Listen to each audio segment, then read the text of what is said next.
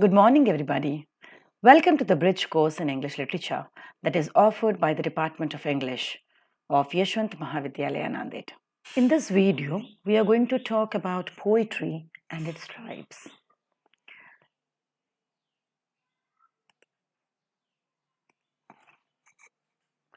In this video, we are going to talk about poetry and its types. When we look at the definition of poetry, S.T. Coleridge rightly says that is prose, words in the best order, and poetry, the best words in the best order. Plato considered poetry as an imitation of things. Aristotle, on the other hand, defined poetry as an act of imitation, but not as the imitation of the objects of nature, but as the imitation of something far more ideal and noble. Sir Philip Sidney, in his defense of poetry, adored poetry as a speaking picture with this end to teach and delight. William Wordsworth, in his preface to the Lyrical Ballads, famously defined poetry as the spontaneous overflow of powerful feelings. It takes its origin from emotion recollected in tranquility. P.B. Shelley, in defense of poetry, defined poetry as the record the best and the happiest moments of the happiest and the best minds. What a wonderful expression it is. The great Victorian poet Matthew Arnold called poetry as a criticism of life. And the 20th century poet like T.S. Eliot defines poetry as more a work of intellect than sheer imagination. When we look at the basic elements of poetry, it can have two basic elements. One is content, the other is form.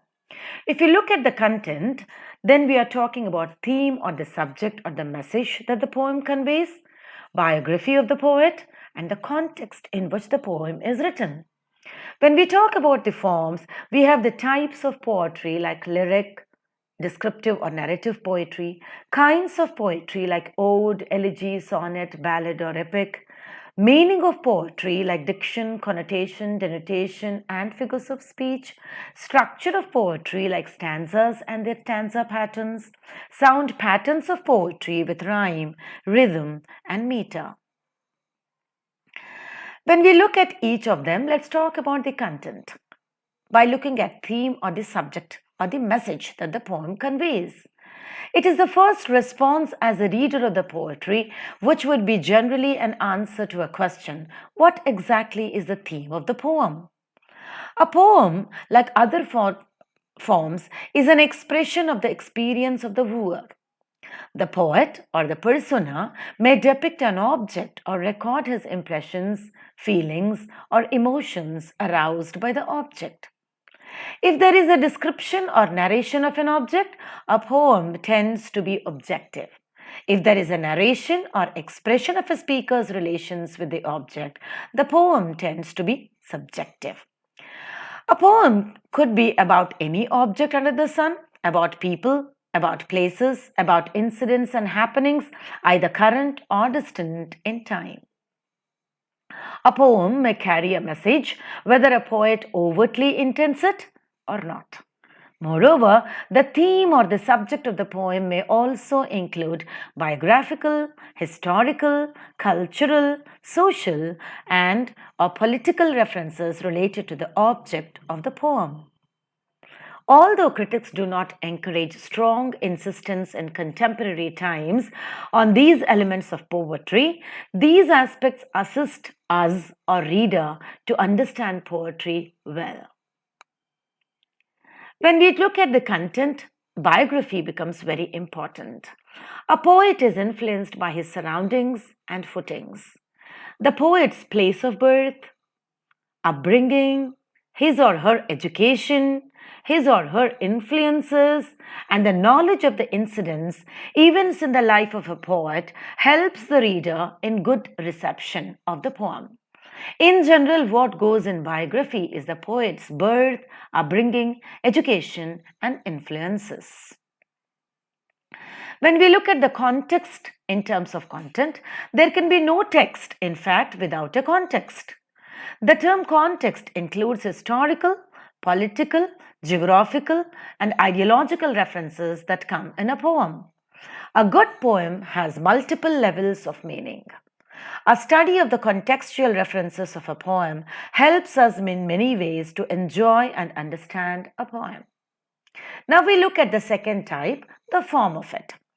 When we talk about the form, the very first thing that strikes our mind is the types of poetry. Poetry can be divided into two broad types. One is lyrical and descriptive or narrative poetry. The second is descriptive or narrative poetry. The poems that express the heartfelt emotions, feelings of a speaker about any object, usually in the first person narrative, are considered to be lyrical poetry, while odes, sonnets, elegies are the example of lyrical poetry. The descriptive or narrative type of poetry, which is a second type of poetry, uses a third person narration of the object. Ballads and epics are the examples of descriptive or narrative type of poetry. Kinds of poetry can be the various types like the subject matter, form, and its treatment. Accordingly, we have ode, which is a direct address to the describing object. The second kinds of poetry is elegy. Elegy expresses the mourning or the death of a person or maybe a thing. The third variety is sonnet. Sonnet is a 14-lined love poetry. And ballad. Ballad is a musical and dance associated poetry. The next kind of poetry is epic. Epic is Mahakavya, which talks about the birth and the various activities that the hero of the society has done. Like Ramayana talks about the epic of Rama. Mahabharata talks about the heroic deeds of Krishna and Pandavas. Similarly are the English epics Paradise Lost and Paradise Regained. When we look at the meaning of poetry in terms of form, poetry is a verbal act and uses words for the descriptions, narrations of the objects and or mental states. However, the language that is used in a poem appeals to the emotions and suggests the denotes. Words have two kinds of meaning, denotative and connotative. For example, a word rose has a denotative meaning of a kind of flower, while it has a connotative meaning of delicacy, beauty, and so on, as we could find in the expressions like my love is like a red rose. Here, rose represents beauty, delicacy, and so on. Therefore, in poetry, words cannot be understood and appreciated by the dictionary meanings. In fact, meaning in poetry is implicit than explicit. This feature of the use of language in poetry leads us to a specific element of poetry known as figures of speech, also known as figurative or connotative devices. When we talk about the figures of speech, some very commonly used figures of speech are simile. Simile is a comparison between two things using the conjunctions like as and like. Metaphor. The implied simile is what is called as a metaphor. He fights like a lion on the battlefield is an example of simile. But when we say he is a lion on the battlefield, it becomes a metaphor.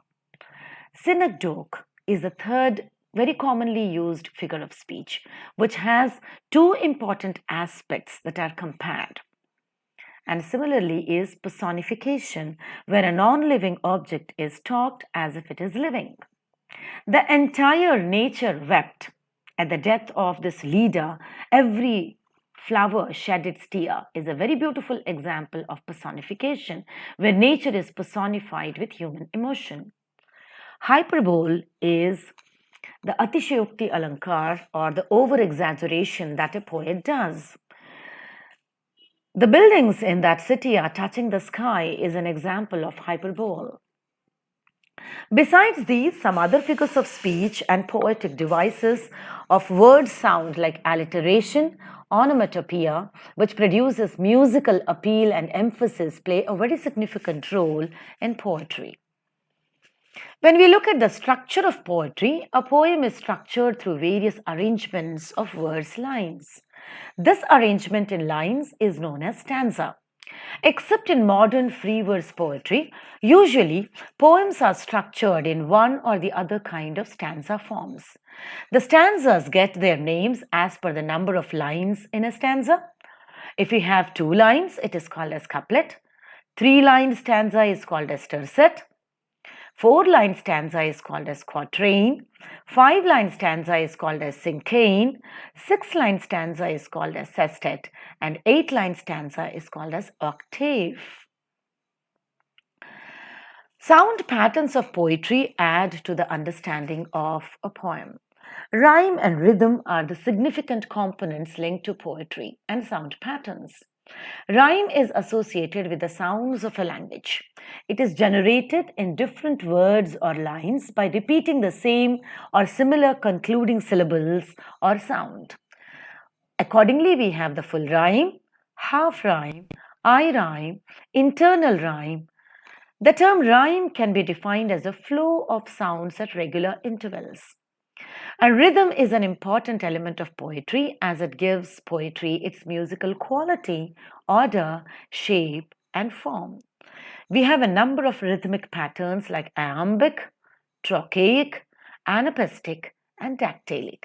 Let us look into the rhyme and rhythm of poetry in a little greater detail. The full rhyme, as the name suggests, is also called as the perfect rhyme because it is a repetition of a similar final sound like hat and bat, green and seen, would and stood. If the final syllables of the end words of lines are stressed, it is called as masculine rhyme, as in the example toe and go, had and lad. While if the final syllables of the end words of lines are unstressed, it is called as feminine rhyme, as we have in laden and maiden. Yet another type of full rhyme is called as triple rhyme, in which there are 3 rhyming syllables, as we have in revision and division. Talking about the half rhyme or the para rhyme, in this type of rhyme, the first and the last consonants of words are similar, but the vowels in the middle are different. So, it is known as half rhyme, as we have in the example of battle and bottle, hell and hall, greet and great. While in I rhyme, as the name suggests, the words look similar. The words look as if they are rhyming with each other because of their spelling. But when we pronounce these words, the words actually do not rhyme. For example, ROUGH and BOUGH. They look alike in their spelling, but when we pronounce them, it's pronounced as rough and bow. This is an example of I rhyme. They are rhyming to the I's, but not to the pronunciation. Another example of I rhyme is LOVE and MOVE. The pronunciation of that is love and move. The internal rhyme is different from the other types of rhyme because while the other rhymes come at the end of the line, the internal rhyme comes in the middle of the line in poetry. Hence, it is also called as the middle rhyme. The middle words and end words in the line rhyme with one another, as we have in the typical example of Edgar Allan Poe's famous poem, The Raven. Look at these words. Once upon a midnight dreary, while I pondered weak and weary, while I nodded nearly napping, suddenly there came a tapping, as of someone gently rapping, rapping at my chamber door. This time, visitor, I muttered, tapping at my chamber door. Is a typical example of internal rhyme. You also can find another example on the screen. As you could read this. When we talk of the rhythm, the term rhyme scheme differs when compared to the arrangement of rhyming sounds at the end of the poetic lines. The lines are given alphabets like A, B, C, D, and so on. The similar sounds are given the same alphabets. This can be very beautifully illustrated in the following stanza. Say, for example, a poem reads as, "Tell me not in mournful numbers the line ends with numbers and it is named as A. The second line of the same poem is life is but an empty dream. Dream is the last word. Dream doesn't rhyme with numbers and so let us give it as B. The third line of the poem is for the soul is dead and slumbers. Numbers and slumbers are rhyming with each other. So let us mark it as A. And the fourth line is, and things are not what they seem. Look at the second line, it ends with dream, and the fourth line ends with seem. So they are rhyming with each other. Let's name it as B. So automatically, the rhyme scheme of this poem is AB and AB. The rhyme of this stanza, quatrain, is AB and AB. When we talk of meter, which is a part of rhythm, it is a systematically arranged and organized rhythm is called as meter. To understand rhythm and meter, it is necessary for us to understand its two important parts. The part is called as foot, which is the first one, and the number of feet that we have in the second. When we look at the types of foot, a foot is a basic rhythmic unit in a line of poem. It consists of two or more stressed or unstressed syllables. Say, for example, the types of foot, if you observe, it has got the number of feet is the second part of the meter, which is the number of feet contained in a line. Look at this foot.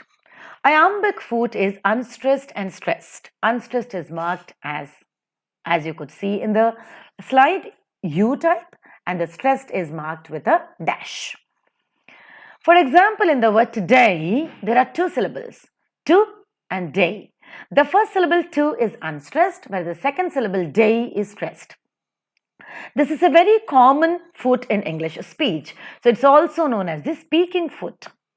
The second type of rhythm is trochaic foot or trochee, which will have an unstressed syllable first, stressed syllable first and an unstressed syllable later.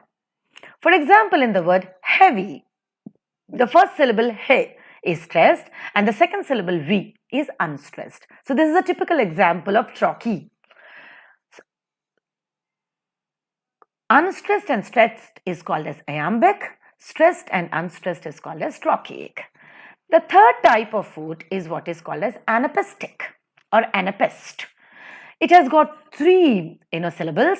Two are unstressed and one is stressed. So this is a foot with three syllables in which first two syllables are unstressed, whereas the third syllable is stressed. As we have in the example, overdue, overdue. O is unstressed, ver is unstressed, and due is stressed. The fourth type of rhythm is called as dactylic foot or dactyl, which is the opposite of anapaestic foot. It has got one stressed syllable and two unstressed syllable, as in the word fortunate. For is stressed, tunate is unstressed.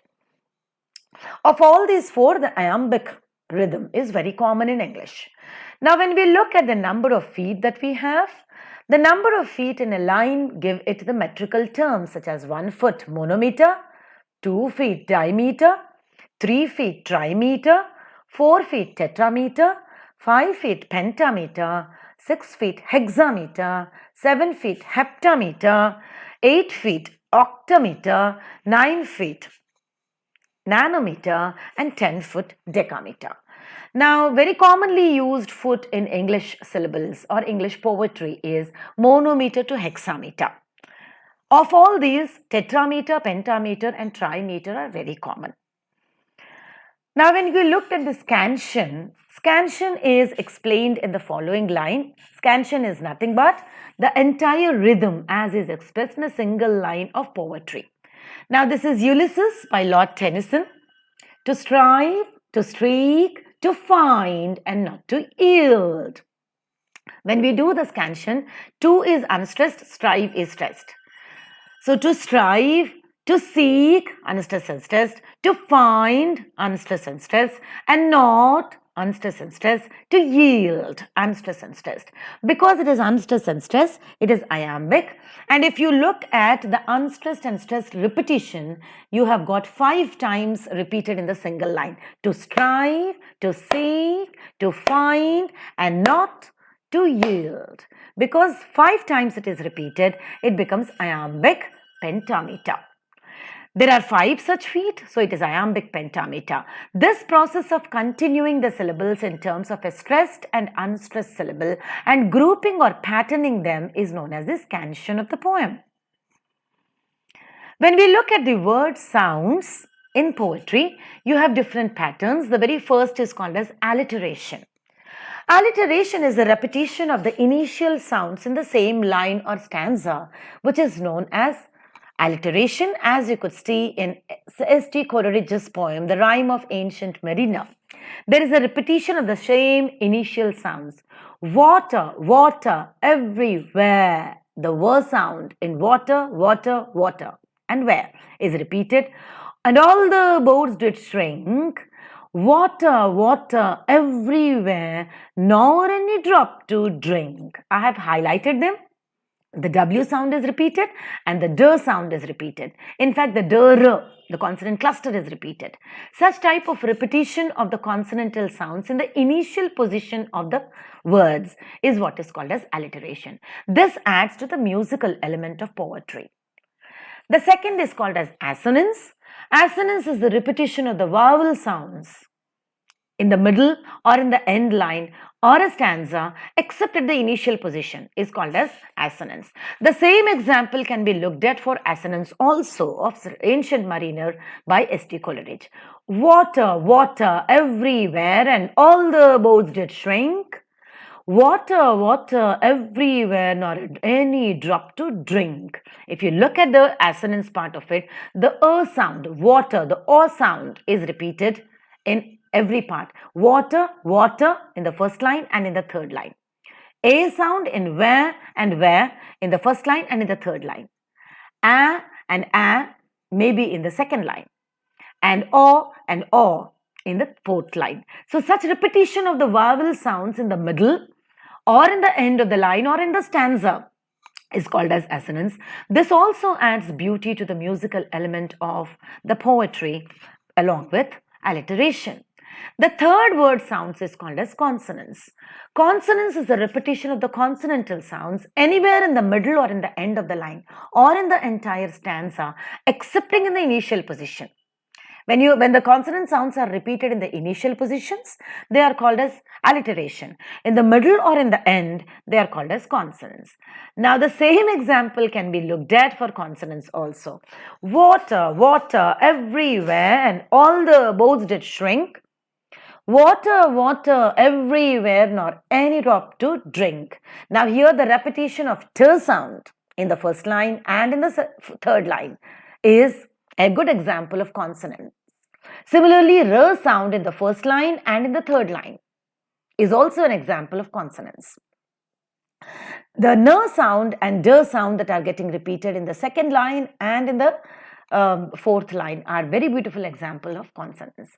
So the same example is beautifully illustrated for assonance, for consonants, and also for alliteration, and this adds to the musical element of poem and poetry. Another very wonderful word sound repetition that you could find adding to the beauty of poetry is onomatopoeia. When the words echo the action or the actual sound produced in some action, it is termed as onomatopoeia words. The typical examples of onomatopoeia are the words like cuckoo, whereby the oo sound is repeated to make us understand the music that cuckoo produces, or slash. The lash sound exactly gives us a feeling of the lashing or the slashing of the mud when we walked into it. Hiss, this sound creates the imagination of the hissing of the snake. Similarly, our slip and slap. One of the often cited example of the onomatopoeia expression is from the concluding lines of Lord Tennyson's poem, The Princess. Come down, O maid, the sound of the uncountable bees is expressed by the words of murmuring. Look at these words from Tennyson's poem. And I, thy shepherd pipe, and sweet is every sound. Sweeter the boy is, but every sound is sweet. Myriads of rivulets hurrying through the lawn, the moan of doves and immemorial elms, and murmuring of the innumerable bees. Immemorial, murmuring, innumerable. The mer sound is repeated to such an extent that you could find that the bees are full in the beehive and the beehive is full of honey that is dropping down. A feeling of fullness is expressed by the use of mer sound. Such plays where the echo of the words into action, the sounds into action is been observed is called as onomatopoeia. A typical example of onomatopoeia can also be seen in T.S. Eliot's expression of the cock in the crow says cockerickoo, cockerickoo. Thank you very much for watching this video. Hope you had enjoyed the session. Let's meet in the next video. Bye for now.